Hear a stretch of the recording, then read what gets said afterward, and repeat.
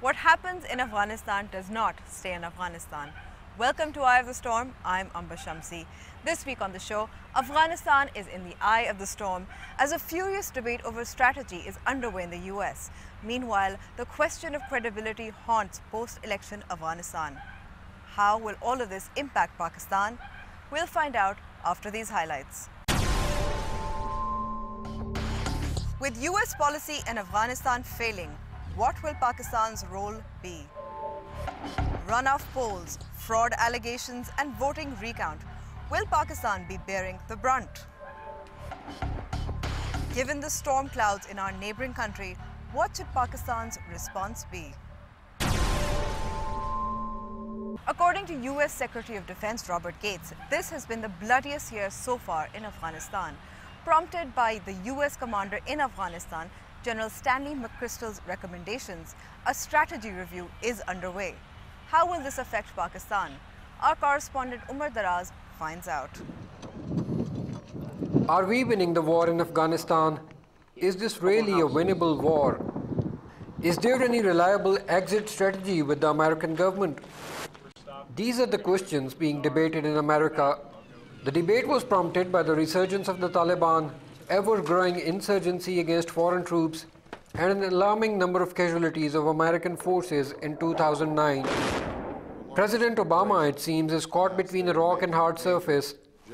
Should he succumb to the public pressure on pulling American troops out of Afghanistan or send another 40,000 troops in, as touted by ISAF Commander General Stanley McChrystal? This effort will not remain winnable indefinitely. If he agrees to the dispatch of fresh troops to the extent of 40,000 which the military demands, then it will no longer be Bush's war. In other words, Obama will have then not simply inherited the war, he would then be owning the war. He would be its author, and there is no way that he would be able to shed off the responsibility that would arise out of this larger presence in Afghanistan. Experts believe that more US troops in Afghanistan will entail more casualties.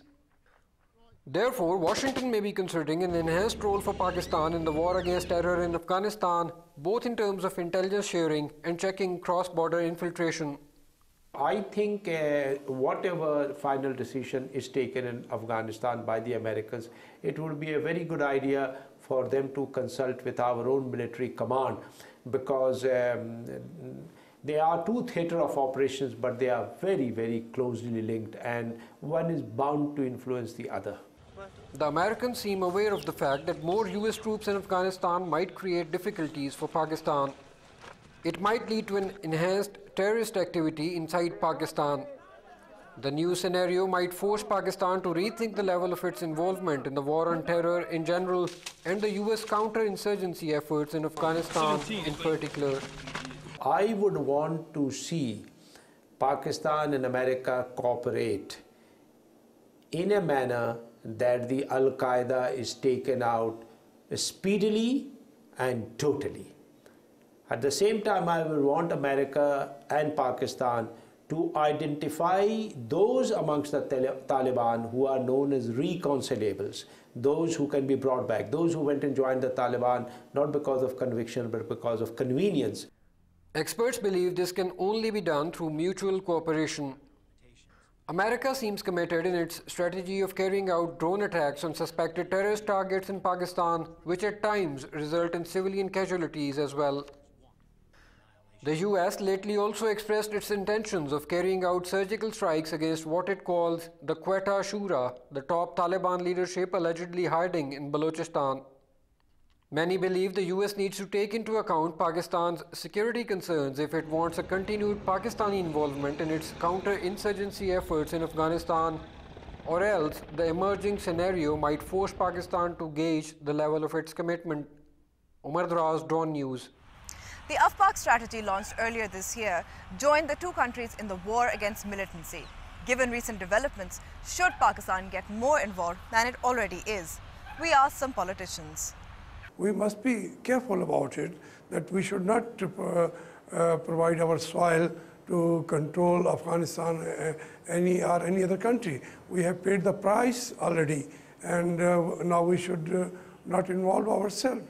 We should keep ourselves away, because American and NATO, even NATO forces, they have realized that it is a difficult war in Afghanistan, and they can't be in control of the situation. We should encourage and assist Afghanistan. We have limited resources, but what we should try and do is if we fund anything, it should be substantial. Hospital, roads, schools, part of a university, which stands out as a contribution of Pakistan. Not just give money which we can't track as to where it goes, and nobody knows in Afghanistan whether Pakistan has given something or not, other than just a newspaper item that appears one day. First of all, we have to protect our own borders, especially the areas which is bordering Afghanistan. And after that, if we can be of any assistance in Afghanistan, we are willing to work with the international community. We are willing to work with the Afghan people, but only if they wish us to do so. Time now for a short break, after which, between a rock and a hard place.